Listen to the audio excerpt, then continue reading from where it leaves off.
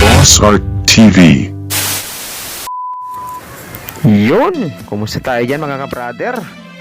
Ito ang model natin ngayon. Napakalago ng buhok niya mga kabrader, oh. Parang pugaran ng manok. Joke lang brother, ah. So yun, oh. Napakatindi ng buhok niya, no? So yun, i-sectioning muna natin siya. Napaka-importante ng ganitong process mga kabrader, ano? Yung naka-section ng ganito para naka-separate yung buhok sa taas para maging maayos yung pagkuha natin ng buhok dito sa ibaba. Yun. Gaganutuhin muna natin ng suklay, pababa ba yung overcomb, ganyan. Yan, kasi tikwas yung buhok niya. Ngayon gagawa tayo ng guideline. Yan, mababa lang to kasi low fade lang itong gupit niya. Yan, kukunin natin yung mga buhok sa ilalim. Hanggang dito sa likod, Yun.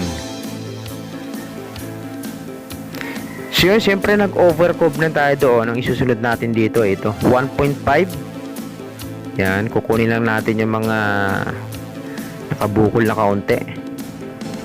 At pagkatapos mo ito magsi 0.5 tayo, yung puti na yan.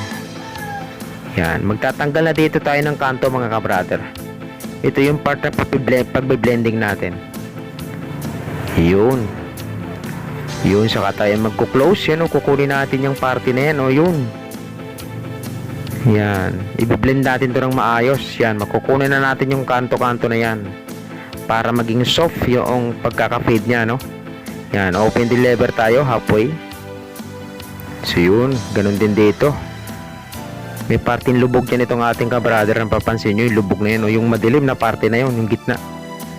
Yan, laro-laruin lang natin yung lever na to. Parehas lang naman dito sa banda dito sa likod. Yan, halfway ulit. Ganyan lang naman ang process niyan mga kabrader. So yun, gamitan pa natin ng shaver para mas soft talaga. Okay, ahit na tayo mga kabrader. Napaka-importante na bago yung blade, Yan. Saka natin tatanggalin yung kanto. Napaka-importante na ganito yung plangketa ba kung tawagin. Tanggal kanto yan. Yun, same process naman hanggang dito sa kanan. Yan, parehas na parehas lang,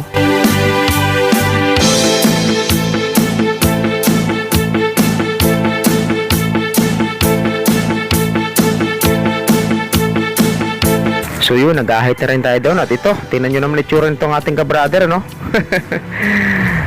Mukhang koreano siya na kaunti, So yun, ito, magtitrim tayo sa taas.